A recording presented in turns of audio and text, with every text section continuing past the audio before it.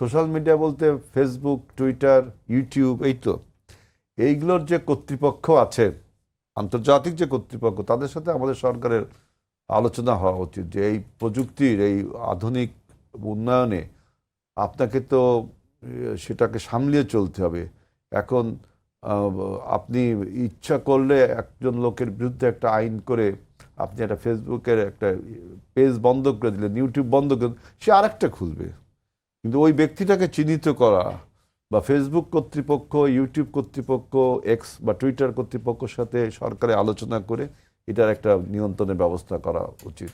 তবে ভোটের মাঠে এবার কিন্তু অ্যাকচুয়াল জগতের থেকে ভার্চুয়াল জগৎ বেশি ভাইব্রেন্ট এবং এর ডিনামিক্সও অনেক বেশি ভার্চুয়াল জগতে।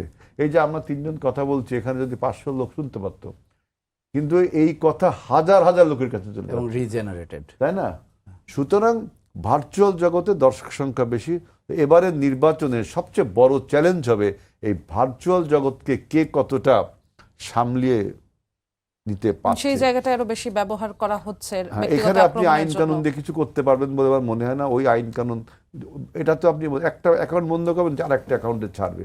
আপনার বট বাহিনী সম্বন্ধে আপনার আইডিয়া আছে। এই আমি আর আজিজ ভাই এখানে কথা বলছি, একদল বসে আছে, মনে করেন আমি যত ভালো কথা বলি আমাকে অ্যাসাসিনেট করবে ক্যারেক্টার, আজিজ ভাই যত ভালো কথা বলুক তাকে অ্যাসাসিনেট করবে। এটা আপনি নিয়ন্ত্রণ করবেন কি করে?